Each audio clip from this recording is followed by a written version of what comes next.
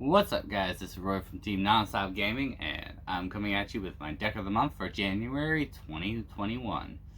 The deck of the month for today is Satellarknights, in case you couldn't guess by the thumbnail. Anyways, this deck is one of my favorite decks. I've always come back to it. I've always played it on and off for the past 5-6 years. I hope you all enjoy. It is an updated build. I am still fiddling around with it, testing out things. But let's get down to the deck.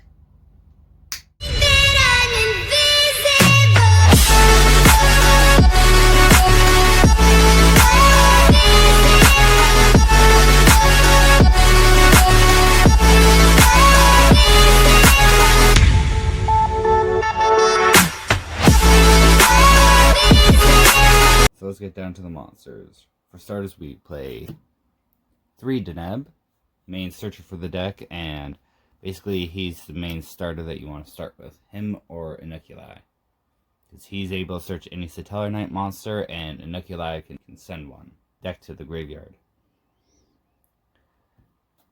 3 Altair, because it allows you to special summon. There's some pretty neat combos you can do with it.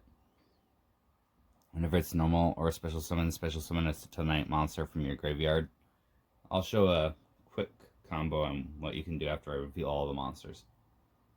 Next we have 3 Inoculi, because he's probably the pseudo starter. He's not as good as Deneb, but he allows you to do some pretty interesting plays. 2 Vega, because it allows you to special summon a Satellarknight monster from your hand when it's normal or special summoned. 3 Ash Blossom Joyous Springs. 1 Pankratops, because you never really have more than one monster on the field at the start of your turn. Some things that you can do in the deck are, we have Altair in hand, Deneb in graveyard, Vega also in graveyard. You can use Call of the Haunted during your opponent's end phase. Special summon Vega. Vega's effect will trigger, allowing you to special summon Altair. Altair's effect will trigger, allowing you to special summon Deneb. And Deneb will allow you to search. With that, you can either go right into try to kill your opponent, or you can continue Trevere looping and stuff like that. That's it for the monsters. Let's get down to the spells. For spells, we play 3 Satellarknight Skybridge, because this card allows you to take 1 Satellarknight monster from your field, return it to the deck, and special summon out another one. It really comes in handy because with this card, you can dodge cards like Ash Blossom and Permanence, stuff like that. It does come in handy, as well as it's a quick play, so it can help you put on more damage. Those 2 Pot of Desires, because basically our entire deck are 3 ofs, so 2 Cosmic Cyclone, because I find it's really good this format. 1 Reinforcement of the Army to search your warriors, because the entire deck's warrior. And 1 Super Poly for a card I'll show you in the extra deck. Now we have 2 Solemn Strike, 1 Solemn Warning, and 2 Solemn Judgment. I'm currently just testing this version. In my original version, I was using 3 Solemn Judgment, 2 Strike. I wanted to test out a version that I can run Warning, because I've always loved this card. It's ultimate rare. I don't have ultimate Solemn Judgments yet. And for the last counter traps, we play 2 Satellarknight Alpha, which this card allows you to negate the activation of a card and destroy it by tributing 1 Satellarknight monster. And if you do that, you get to draw 1 card if you destroy the card. Now, for continuous traps, we have 3 Call of the Haunted, because this deck can abuse it really, really easily. 3 Crackdown, same reasoning, we can abuse it constantly with Trevere, and because this deck does not have a very good Ghost second game, I'm playing 2 Evenly Matched and 1 Dynamiscus just for spot removal. That's it for the main deck. Let's get down to the extra deck. Now for the extra deck, we play 3 Trevere, because it's the heart and soul of the deck. It is literally anything you really want. It can be it's a floater. You can return all cards on the field to the owner's hands except for itself. You could discard a card from your opponent's hand by detaching one. It's just got so many uses. It's it's literally the heart and soul of the deck. It's a great card. 1 diamond, because it allows you to easily negate darks. If your opponent sends a monster from the deck to the graveyard, it's banished or something like that.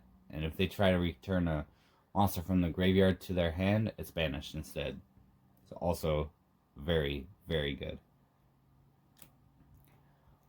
1 Deltaros, because sometimes you don't want to waste a Trigger if you're trying to set up like an alpha play, but yeah. Allows you pops for detaching 1, and it's pretty good. In my opinion, it's not as good as Trigger, that's why I'm not playing 3 of it.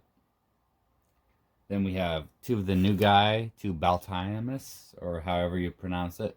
This card, when it comes out, all monsters are darks.